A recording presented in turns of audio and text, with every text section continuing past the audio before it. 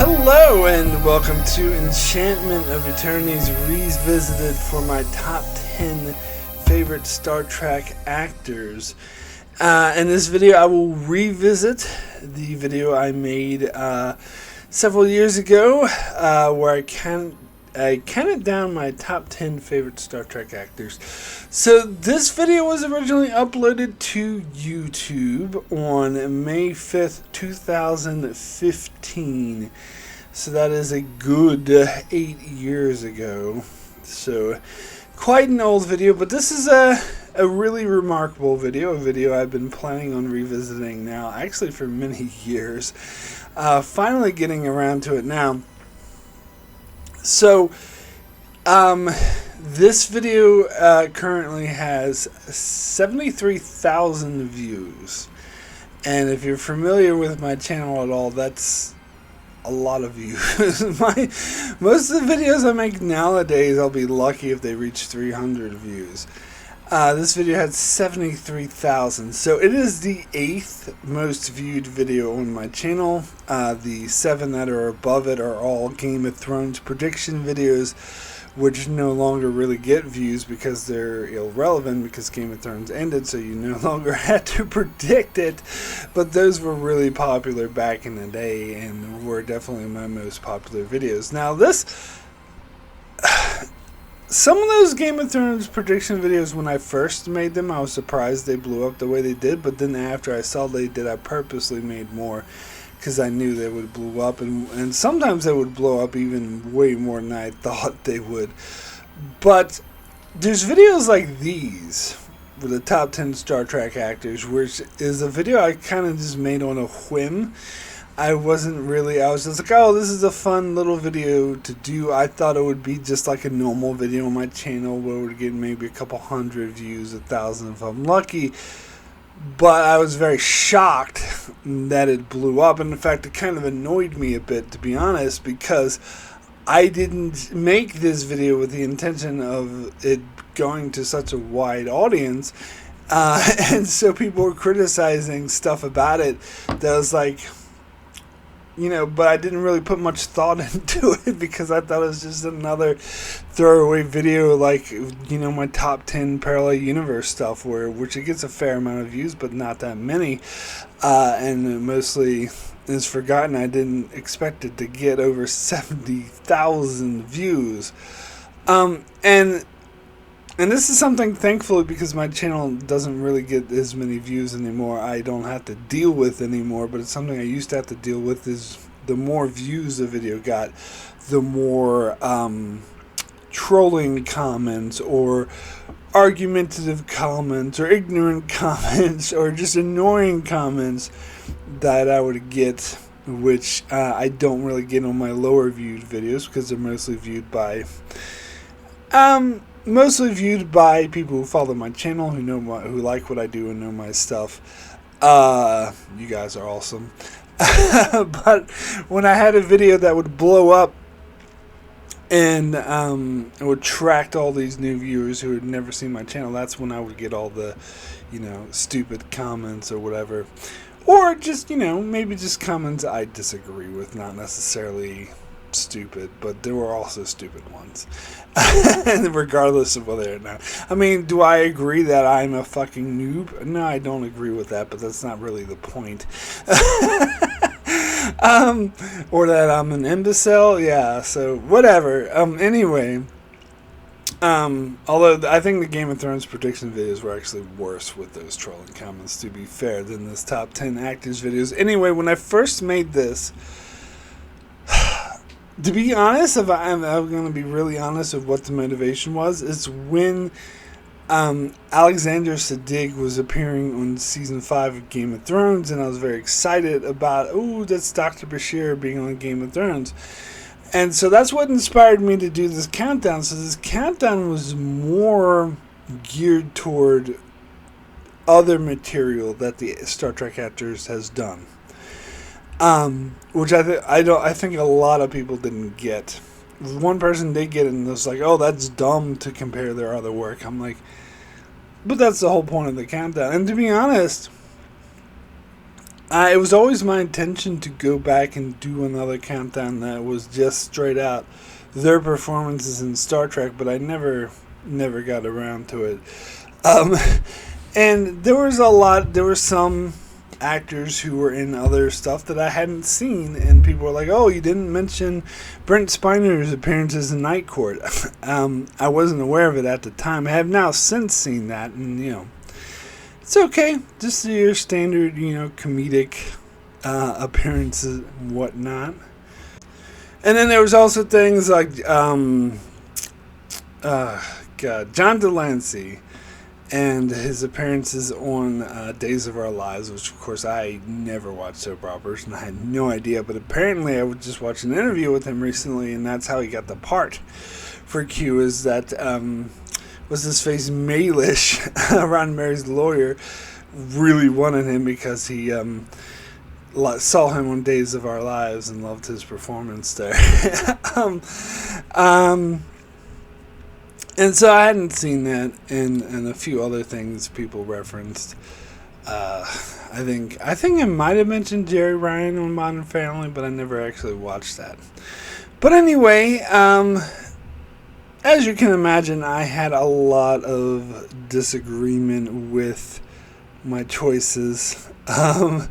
And to be fair, like, some of them I get, like, especially like tons of people. I think the most, I was just going through the comments again, and the most common complaint was, "Where's Markham Limo?"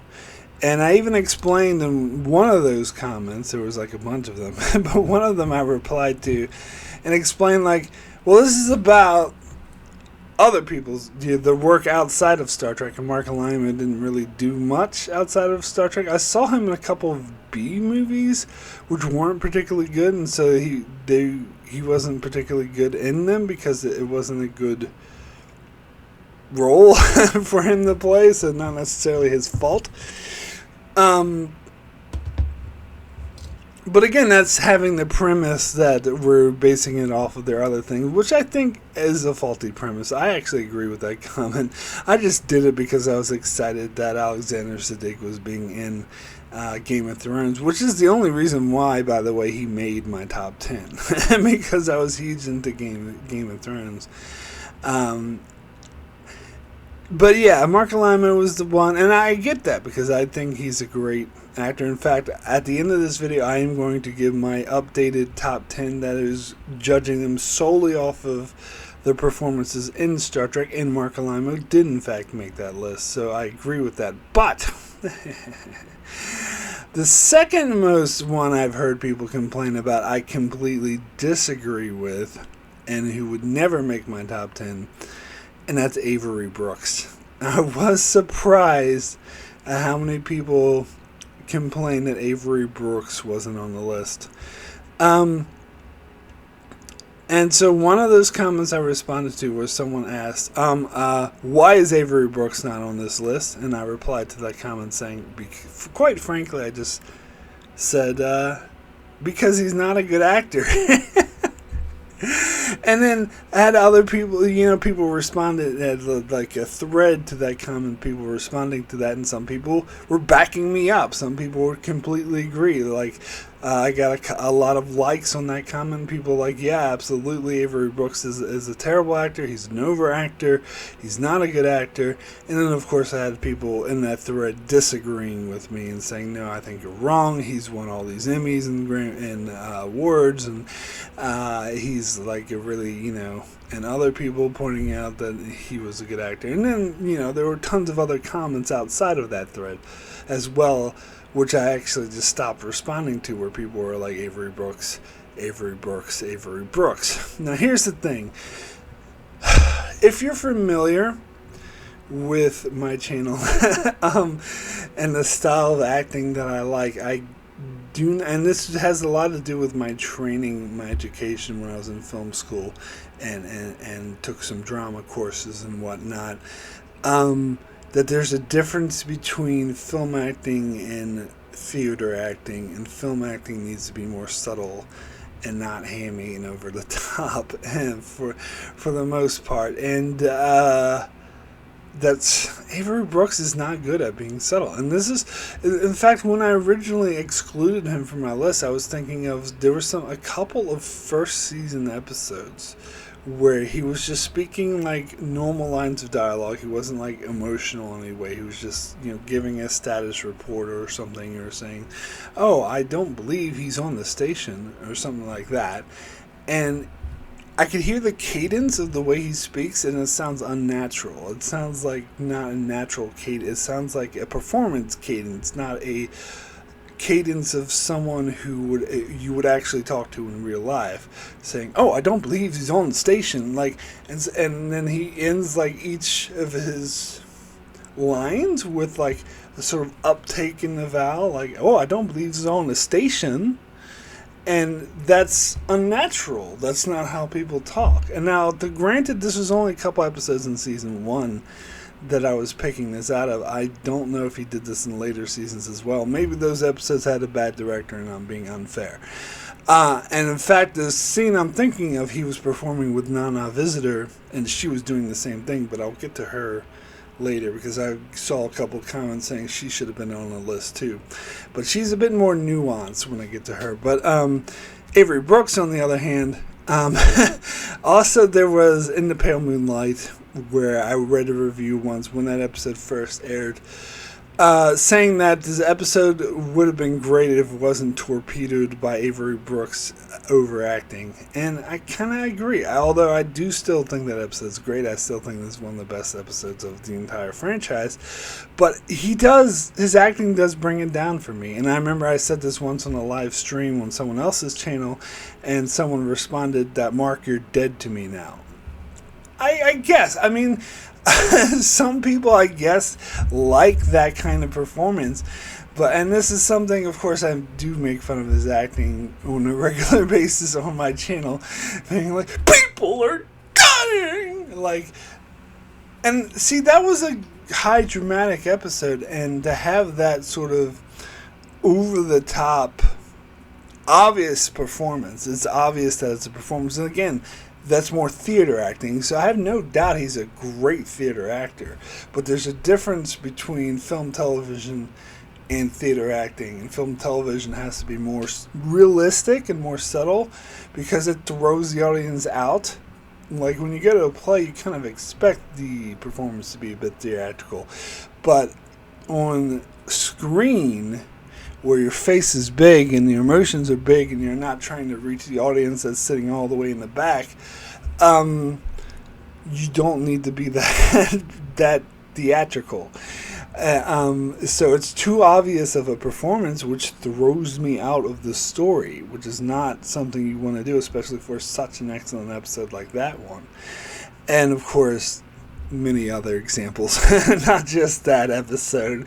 It's real! Don't you understand? It is real! Or how about this one? Oh no, you took them away! Or from that same episode is, they're locusts!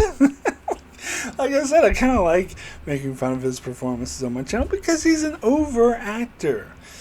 And he's not as bad as an overactor as someone else that I'll get to shortly. But he definitely does not deserve, in my humble opinion, to be on my top 10 actors list. So that is the one I will push back against. The Mark Alamo thing, I'll be okay, you got me. It's my stupid rules that I made up for the stupid video. But for Avery Brooks, it's like, you have a different idea of what good acting is than I do. Because from my perspective, my educated, not to sound pretentious, but my educated perspective, that is not good film acting or television acting. Might be good theater acting, but it's not good film and television acting, and there is a distinct difference. Now, it seems like some people say that the over-the-top is a part of Star Trek, and that's what they won from Star Trek, and it's probably due to this other actor I'll get to later. I don't agree. I think, there's a lot of fictional suspension disbelief you have to take with Star Trek, where, aliens that just have weird shit on their foreheads and stuff, like in warp drive and stuff like that. But the acting is the one thing which I think should be anchored and not over the top. It's just me. So yeah, I humbly disagree with that. Now, getting to the other overactor, William Shatner. I actually went over the comments and I didn't see that many. There was only like a couple, like one or two, maybe three, that brought up, whoa, William Shatner should have been on your list. One of them said that he should have been in your top 3.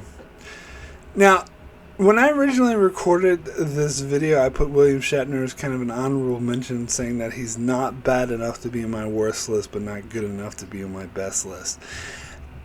My opinion of that has since changed, and if you watched my coverage of the original series, because I just recently went through every episode of the original series, constantly complained about William Shatner's acting or made fun of it, he would make my worst list. Now, if I did this again, now I am going to redo the best list, as I said, but I'm not going to do a worst list. And the fact that I don't think I should have done a worst list in the first place. But he would be number 1 in my worst list. I think he's a terrible actor, at least as far as Star Trek is concerned. He was actually fairly decent on Boston Legal with Denny Crane, but that's because he was playing him. He was playing William Shatner. Was basically playing a character that was very William Shatner-like. He was very arrogant and up himself, and that's William Shatner. And so, of course, he's going to do a good job with that. But as Kirk, especially the original series, I will grant you he got better in the movies, although there were still some bad performances in the movies. Still, old friend. Don't even get me started on you Klingon bastard. You killed my son. But the show was definitely way worse.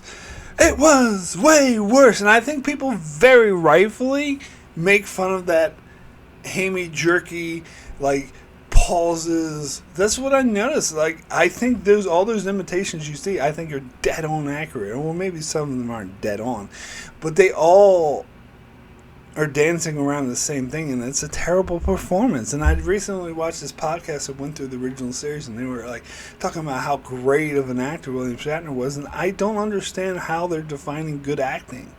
I honestly don't, because from everything I know about acting, this is the opposite of good acting. And because Dr. McCoy is right. Like, he would really do that. He would do a long pause where he'd, like, hold up his hand and hold his mouth open and then say the next few lines, like, very fast. I just went through this show. He did that constantly.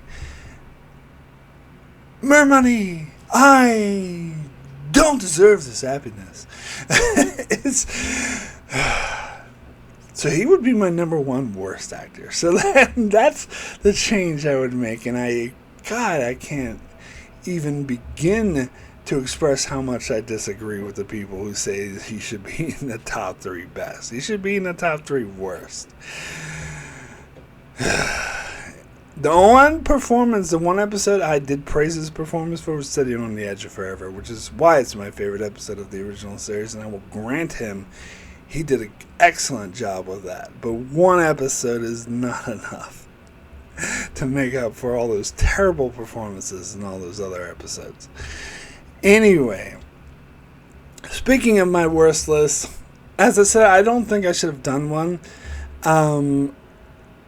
I put Grace Lee Whitley as my number 1, and I didn't actually even realize that she had recently passed away, and someone said, oh, this is in bad taste that you put someone who passed away.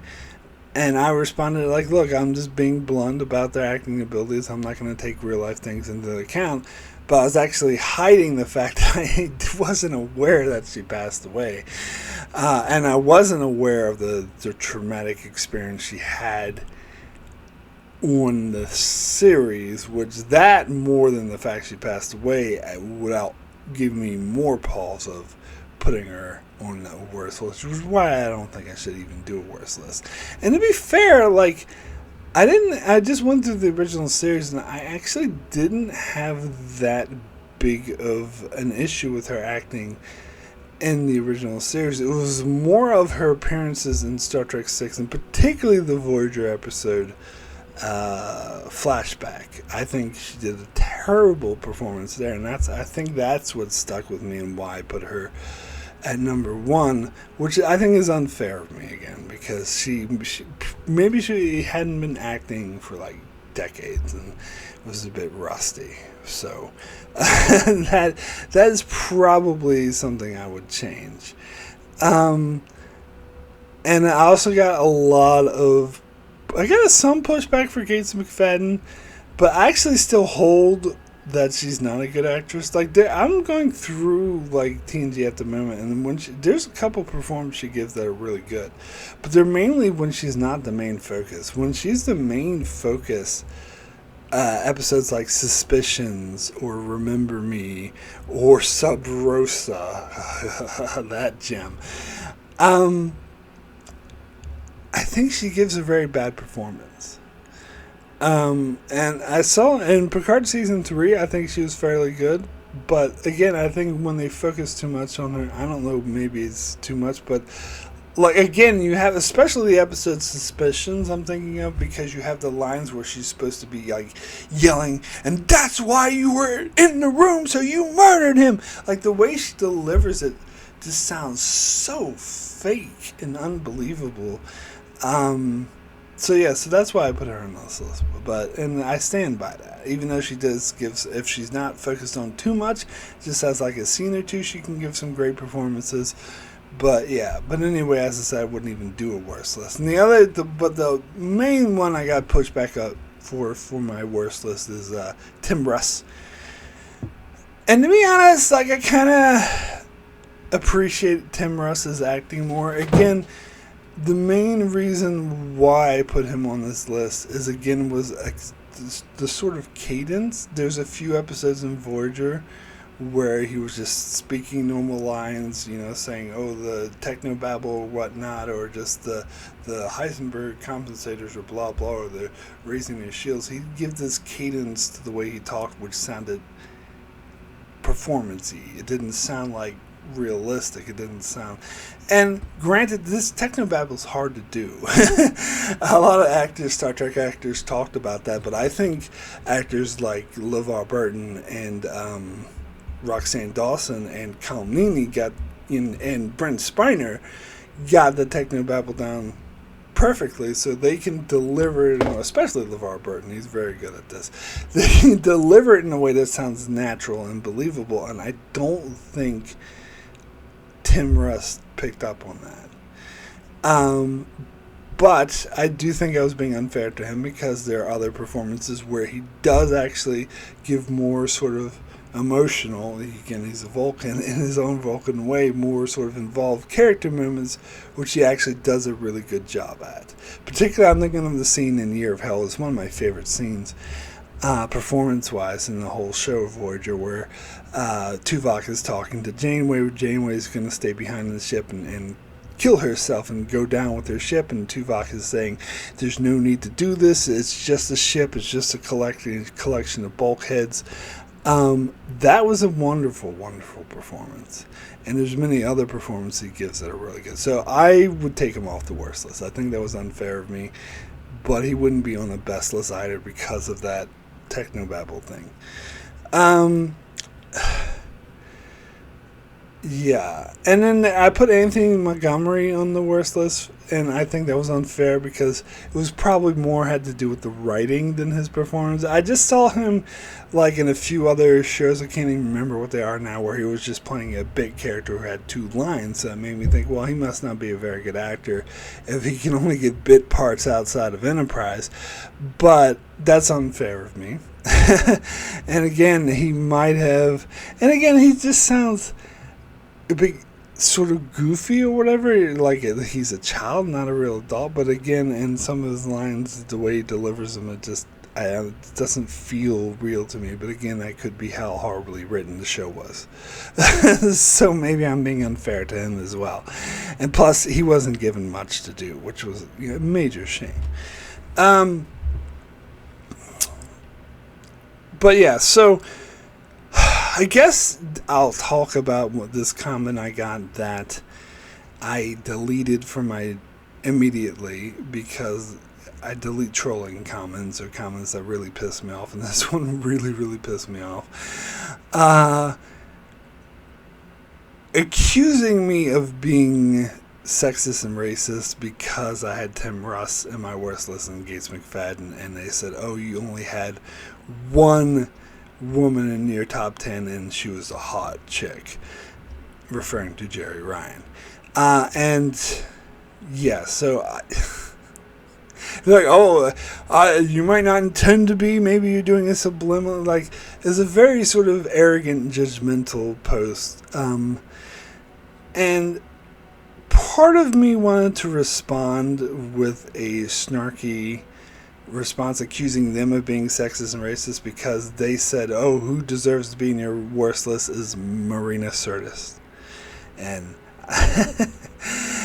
I was like, oh, so you want to put that woman so you must be sexist then if you want to put her in your worst list. I actually think Marina Sirtis gets a lot of undue hate. I talked about this in my review for The Face of the Enemy, which I think she gives an outstanding performance. Her performance in that episode is amazing.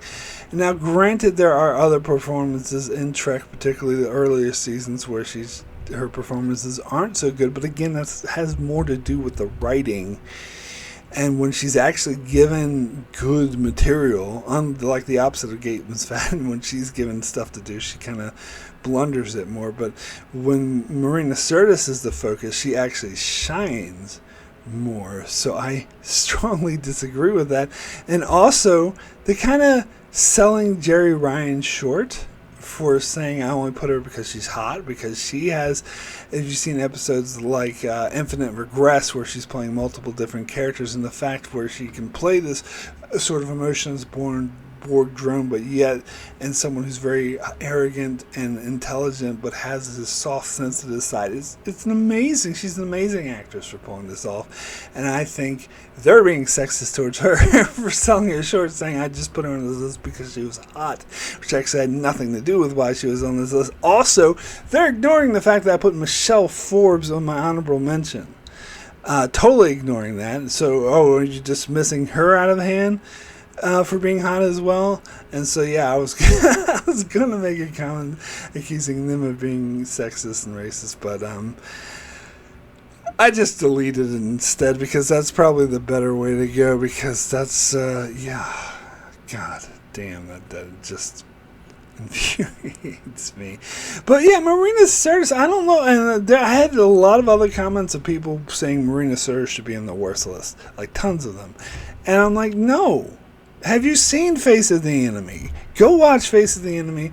There's no way. And in the other season 6 and 7 episodes, I think maybe she just got better as the seasons went. But no, and also her performances in Picard, particularly her performance in Picard season 1, it was amazing. I think that was the best Troy performance we got in the entire franchise in the episode in the Pente. I thought she was magnificent. So people say she's a terrible actor, I think are, I don't know, biased against her for other reasons. Apparently she spoke of some political things that pissed some people off, which didn't bother me. So maybe that's why, or I don't know why, or maybe that get caught up in her earlier performance. She says, like, I understand you're upset. I grant you that stuff is not that good, but as I said, she got way better. Go watch Face of the Enemy. She does not deserve to be on the worst list. Absolutely not. No. Yeah. So, alright, let me go ahead and give my revised top 10 on who I would say the best Star Trek actors are based on their performances in Star Trek. So, my honorable mentions would be Garrett Wang, Colm Meaney, Armin Shimmerman, Jonathan Frakes, Kate Mulgrew, and John Billingsley. Now, John Billingsley was actually on my list originally. I think he was number 9 or 10. He was number 10. Okay. So, wouldn't make my top 10 this time. Kate Mulgrew, a couple people mentioned her in the comments, and I agree. I think she wasn't always the best, but she was never like terrible in my opinion, and she did have some really good performances. Jonathan Frakes, I didn't mention him before, but I'm thinking of people who give excellent performances. Yeah, Jonathan Frakes has some wonderful moments, particularly in Picard season 3. Like, he was definitely the best one there. Like, I wanted to see more of him. Armin Shimmerman, I don't know what it is. I get kind of sick of Quark because I don't know, maybe they don't always use him correctly, but he's definitely like really good at that role. Like, I couldn't imagine anyone else playing Quark or being half as good as he was. Kalmini, I mean, his character was kind of one note, but did they give him a lot of, like, they like to make him suffer and torture, and he always nailed those scenes. So he was really good. Garrett Wang, now, I think I've gotten a comment or two saying he should be in the worst list, which I disagree. Again, it's the writing. When he was given something to do, episodes like Timeless or, what was that one with the missile? Warhead. He delivers amazing performances. So I think he was a criminally underutilized actor, and his character should have fucking been promoted. Anyway, getting to my top 10, my number 10 would be Robert Picardo. I think he was higher on my list, number 5 before, but I was thinking, I almost took him off my list because of that episode. God, what's that episode called where he does the Dr. Hyde, Mr. Jekyll thing? Darkling. He gives such a terrible performance there. It's so bad, but that episode's just terrible overall, so I shouldn't hold it too much against him, but he definitely dropped because of that episode. Alright, who else is next? Michael Dorn. Some people mentioned him in the comments, and I think they're absolutely right. Michael Dorn, particularly, especially in Deep Space Nine. In Next Gen, he was kind of just one note, although he did have some of those Klingon episodes where he gave particularly his interactions with Kalar was really good. But most of the time, he was just the guy in the background saying, "Shields up, fire phasers. I recommend we fire phasers," or whatever. And but he was given a lot more to do in Deep Space Nine and a lot more emotion. He freaking nailed it. Rene Auberjonois would be my number 8.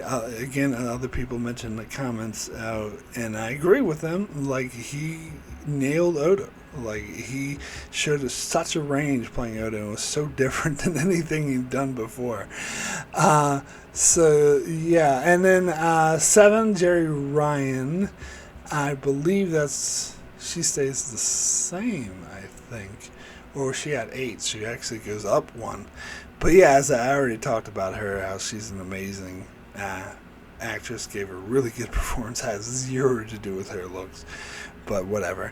And then 6 is Leonard Nimoy. He drops quite a bit. He was my number 2 before, and a lot of people agreed with him being my number 2, so a lot of people may disagree with him dropping him to 6. But this is after going through the original series, and I do notice some suspect performances in the original series. Not talking about Spock's brain, but a few other ones that I was like, or maybe it was like more of the lines that he was given, which is unfair to judge Leonard Nimoy because he wasn't chosen the lines. But sometimes where he just does those pain, like those over the top 60s overreactions. I don't know, but he's still a great actor. Still the best from the original series. And then my number 5 was Jeffrey Combs, who I think was my number 3 before. I still love him. I still think he's great as Weyoun. I think Brunt's an annoying character, but at least he does a good job as it. And then Shran on Enterprise, he was like the best thing on Enterprise. So Yeah, he's definitely up there. 4 is Mark Alamo, and here we go. As I said, I agreed with everyone. He was absolutely amazing as Gul Dukat, like the range he did. Like, he played this character so perfectly. And number 3 is Michelle Forbes, who goes up quite a bit from my honorable mentions. In fact, after I made that video, I kept thinking she deserves to be more than just an honorable mention. I think mainly she was just honorable mention because, again, I was judging it off of outside material, and I'd seen her in the movie California and in Battlestar Galactica. But she gave great performances, and particularly Battlestar Galactica. But I don't know. She didn't appear that much in Star Trek, and maybe that's why I was holding out against her. And she was mostly playing angry. But then you got episodes like The Next Phase, where she played, the wonderment and starting to believe in the afterlife and stuff like that. Like, I think she did an amazing job, and most definitely Preemptive Strike, where she has to betray her captain. I think she nailed it. Knocked it out of the park, and seeing her on again in Picard season 3 was, to me, like the best thing about that season. And I think she can absolutely nail. It was so good seeing her play off of Patrick Stewart again. Yes, I would elevate her all the way up to my number 3. Andrew Robinson would be my number 2, which I think he was my number 6 last time. It's funny because I got a comment saying, "Oh, if Andrew Robinson isn't your number 1, I'm going to riot." And then below his response to that was, "Number 6, let's tear this place up." I think number 6 is nothing to bulk at. Nor is number 2. But yeah, as Garak, what can I say? Like, he's so good. So perfect as Garak. And my number 1's the same, Patrick Stewart. Obviously, I think easily the best actor, and even after some of the Picard stuff, which is a bit suspect, but he's still an amazing actor, especially in TNG. You really can't fault his performance. Now, a few people who weren't on my list this time: Alexander Siddig, as I mentioned, he was only on there before because of Game of Thrones, although, again, not a bad actor, but not good enough for me to put in the top 10. Brent Spiner, actually, some of his performances, particularly in Picard, really hurt him. And I think he does do some cheesy bits, but in episodes like Fistful of Data's, I think he does do a good job as Data, and I was tempted to put him as an honorable mention, but no, didn't. My opinion of him actually kind of dropped a bit as an actor. Who else have I got? Oh, John Delancey. He's still great. I still love John Delancey as Q. I mean, I actually think he even did a good job in Picard season 2, even though that season sucked. But again, not his fault. That was the writing. But yeah, I don't know. It's just not enough for me to sort of elevate him this time. I think when I made the video originally, I was going off of him being in Breaking Bad as well. But here I'm just judging Star Trek. And nothing else. So, one of these days I might make a video where I do top 10 supporting actors. So I didn't make any list for like one-all factors. Like, I put some supporting characters like, Andrew Robinson, Michelle Forbes, Jeffrey Combs. But I'm talking more of, actors who only appeared in like one episode. That would be interesting to go through. Or like singular performances. So I could highlight stuff like Face of the Enemy with Marina Sirtis. Oh, I promised you I'd talk about Nana Visitor. I forgot to do that. So Nana Visitor gave some amazing performances, particularly in later Deep Space Nine. And in the episode Duet, some people thought she brought that episode down with her performance. I completely and utterly disagree. I thought her performance was amazing in that episode, but problem is she did give some noticeably bad performances in season 1, particularly, and some in season 2. As I said, there was the thing with the technobabble, or just not even technobabble exactly, just saying mundane things like, "Oh, this ship is about to dock at the station," or whatever, where she give this cadence like Avery Brooks did that sounded unnatural. But most of all is the episode Battle Lines, where she was crying to Kaiopaka. Like, that was a terrible performance. Like, I totally did not buy. Where she said, "Do you ever think the prophets will forgive me?" I think she was having a bad day, or the director wasn't very good. I think she sort of got her shit together when they did Duet not long after, where she knocked it out of the fucking park. So I really wanted to put her on my best list, and in fact, other people mention her name a lot as well. But some of those bad performances just prevent me from doing so. Although I will say, if I'm judging singular performances, like, she might make it. Like, if I did a video for like best, performance in a single episode, I might put Marina Sirtis for Face of the Enemy, might put Nana Visitor for Duet, and so yeah, it could be a very different list. But yeah, getting back to the guest star thing, the one-off, I know if I did do that, Hera Shuon would be a shoo-in for my number one easily, from Duet. Probably David Warner from Chain of Command, Goma Set, number two. What is it with Cardassians? They always have great actors playing Cardassians. But yeah, other ones I would have to think about though. But that would probably be a shoe. Those would probably be shoo-ins for my number one and two. But yeah, maybe one of these days, and I'm sure one of my Patreon supporters is probably going to suggest it now. But that's all good. I'll do it whenever. But anyway, thank you so much for watching. Thanks for indulging me in the past as I revisit this and sort of update my thoughts on this video. Be sure to check out my channel. Subscribe if you haven't already. Support me on Patreon. Very thankful. My Patreon supporters got to watch this video 2 months in advance. And I released a lot of revisited, where I revisit reviews of Star Trek exclusive for my Patreon supporters, so you would get all of that. If you support me on Patreon, even $1 a month, anything helps. But if not, yeah, subscribe, comment, like, all that helps as well. And thank you so much for watching.